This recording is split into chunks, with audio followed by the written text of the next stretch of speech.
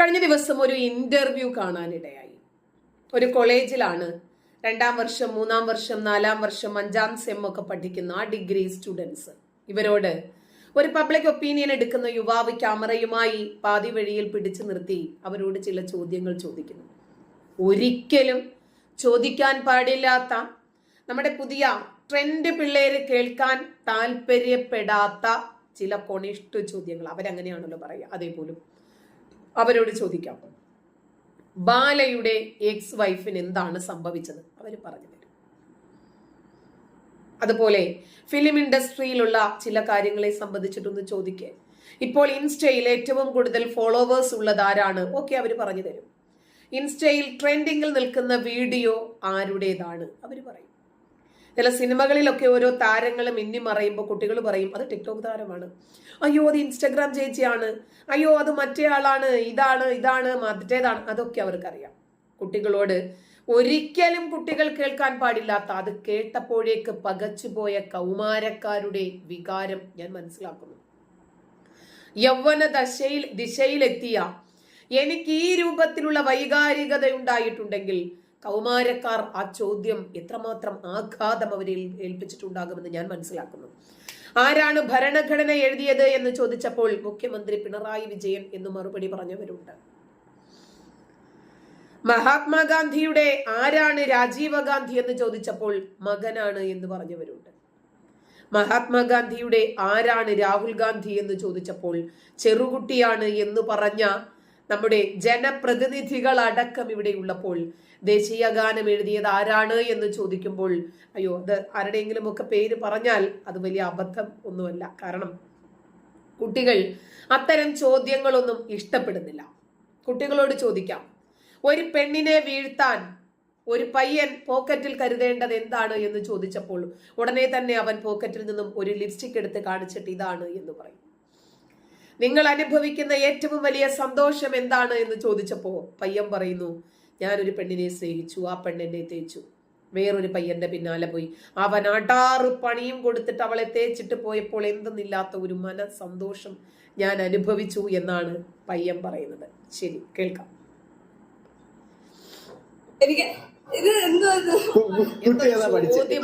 ഭരണഘടന എഴുതിയത് ആരാ?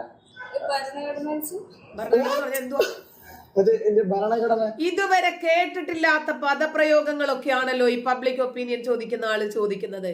എന്തുവാ കോൺസ്റ്റിറ്റ്യൂഷൻ എന്ന് പറഞ്ഞാല്? ഈ ഭരണഘടന എന്നൊക്കെ പറഞ്ഞ നിങ്ങൾ നമ്മളെ പേടിപ്പിക്കുക. അറിയില്ല എനിക്ക്. കുട്ടി ഏതാ പഠിച്ചേ? ആരാ? സ്നേഹമാണ് സമ്മാനം. ഓക്കെ, ആരാടാ എഴുതിയത്? ഭരണഘടന എഴുതിയത് ആരാടാ? അതിപ്പോ പെണ്ണുങ്ങളുടെ വീക്ക്നെസ് പോക്കറ്റിലുണ്ടോ? പോക്കറ്റിലുണ്ട്, ഞാൻ കാണിച്ചു തരാം. ഇതുണ്ട് ലിപ്സ്റ്റിക്, 2 ഉണ്ട്. ഇന്ത്യയുടെ ഭരണഘടന എഴുതിയതാ ഞാനല്ല. എന്റെ അതിൽ അവളുടെ ലോസാണ്, അവൾക്ക് അതിനുള്ള പണിയും കിട്ടിയിട്ടുണ്ട്. എന്ത് പണിയാ കൊടുത്തത്? അവൾക്ക് കിട്ടിയ കാരണം അവള് എന്നെ വിട്ടിട്ട് വേറെ എത്തനായിട്ട് സെറ്റായി. എന്നിട്ട് അതൊരു ഫ്രോഡായിരുന്നു, 1 ഫ്രോഡായിരുന്നു. അപ്പൊ നല്ല ബ്രേക്കപ്പ് പണിയും കൊടുത്ത് ഒമ്പിച്ചു വിട്ടായിരുന്നു അവല. അതുകൊണ്ട് അവള് ഇന്ത്യയുടെ ഭരണഘടന എഴുതിയത് ആരാ? ഞാനല്ല. അറിയില്ല.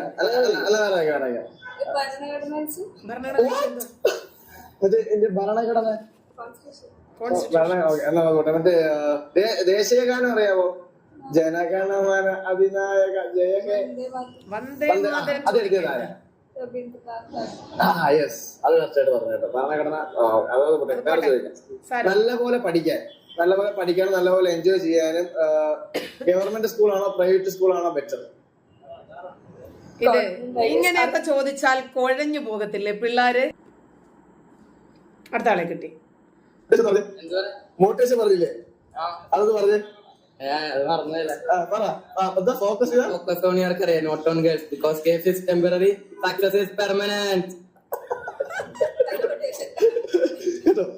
അതുപോലെ എന്തെങ്കിലും കൊടുക്കാറുണ്ടോ ആർക്കെങ്കിലും? ഇഷ്ടമുള്ള പോലെ ജീവിക്കാം. എന്താ പേര്? യശസ്വിനി. യശസ്വിനി. യശസ്വിനി. യശസ്വിനി. യശസ്വിനി. ജയശസ്വിനി. യശസ്വിനി. യശസ്വിനി. അത് പാടാം. യശസ്വിനി. യശസ്വിനി. യേശസ്വിനി ആ. ജയശസ്വിനി Yashas by AS Yashaswini Yashaswini yes ഇന്ത്യയുടെ ഭരണഘടന എഴുതിയത് ആരാ B.R. Ambedkar yeah B R Ambedkar set okay ഈ ദേശീയഗാനം എഴുതിയത് ആരാ പുള്ളിയുടെ പേരെന്താ? ഇപ്പൊ പറയാവേ മണിക്കുട്ടി ഓടിക്കൊണ്ടിരിക്കുക മണിക്കുട്ടി അവിടെ പറഞ്ഞു കൊടുക്കാൻ വായിക്കുന്ന പെട്ടെന്ന് വഴിയിലേക്ക് തടഞ്ഞപ്പോഴത്തേക്ക് അതല്ലേ?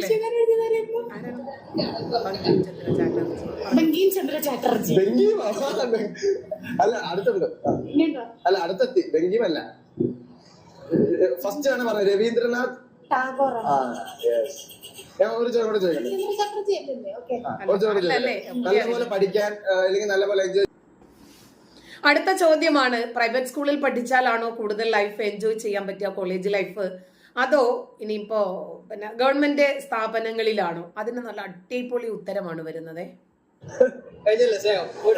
ഗവൺമെന്റ് സ്കൂളാണോ അതോ പ്രൈവറ്റ് സ്കൂളാണോ നമുക്ക് പഠിക്കാനും നമുക്ക് ഒരുപാട് എൻജോയ് ചെയ്യാൻ എല്ലാത്തിനും നല്ലതായിരിക്കും അതിപ്പോ പഠിക്കണ പോലെ ഇരിക്കും അങ്ങനെയല്ല.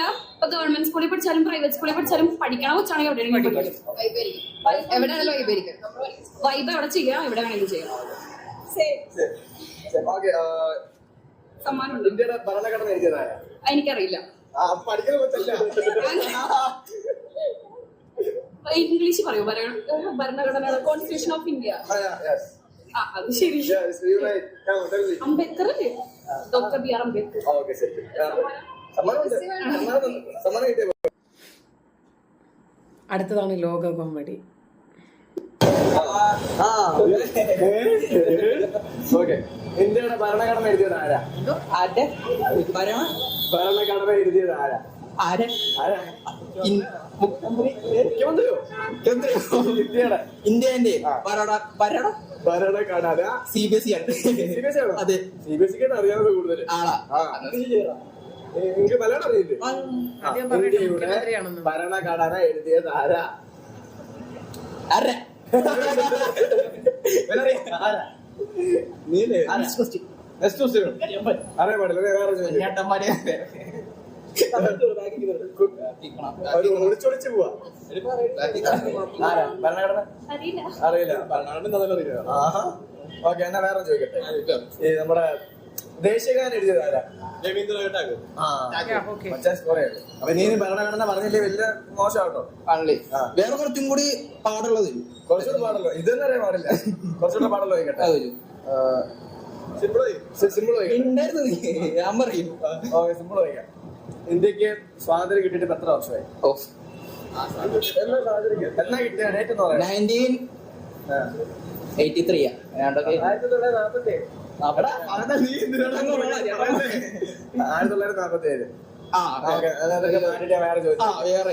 ഇപ്പോഴത്തെ കുട്ടികൾക്ക് ഭരണഘടന എന്താണ് എന്ന് പോലും അറിയാൻ താല്പര്യമില്ല. ഇപ്പൊ ഞാനും 4 കുട്ടികളെ വളർത്തുന്നുണ്ട്, എനിക്കറിയാം. അവര് രാജീവ് ഗാന്ധി ആരാണ്, ഇന്ദിരാഗാന്ധി ആരാണ്, മഹാത്മാഗാന്ധി ആരാണ്, രാഹുൽ ഗാന്ധി ആരാണ്, സോണിയാഗാന്ധി ആരാണ്, പ്രിയങ്ക ഗാന്ധി ആരാണ് എന്നൊക്കെ ചോദിക്കുമ്പോൾ അവര് പറയുന്ന മറുപടി കേട്ടാൽ തലതല്ലി മരിക്കാൻ തോന്നും. ടിപ്പു സുൽത്താൻ ആരാണെന്ന് ചോദിക്കുമ്പോൾ ദുബൈയിലെ രാജാവാണെന്ന് പറയുന്ന ടീംസാണ് ഇവര്. ഇവർക്ക് പുതിയ യുഗത്തിനൊപ്പിച്ച് മുന്നോട്ട് പോകാനാണ് താല്പര്യം. മുഖ്യമന്ത്രിയാണ് ഭരണഘടന എഴുതിയത് എന്ന് പറയണമെങ്കിൽ ഭരണഘടന എന്ന് പറയാൻ പോലും കുട്ടികളുടെ നാവിൽ വഴങ്ങുന്നില്ലെങ്കിൽ നമ്മുടെ വിദ്യാഭ്യാസ സമ്പ്രദായത്തെ കുറിച്ചിട്ട് ഒന്നും പറയുന്നില്ല. കാരണം 5 അക്കം എഴുതിയാൽ അതെങ്ങനെ വായിക്കണം എന്നറിയാത്ത ഒരു മന്ത്രി. നന്ദി.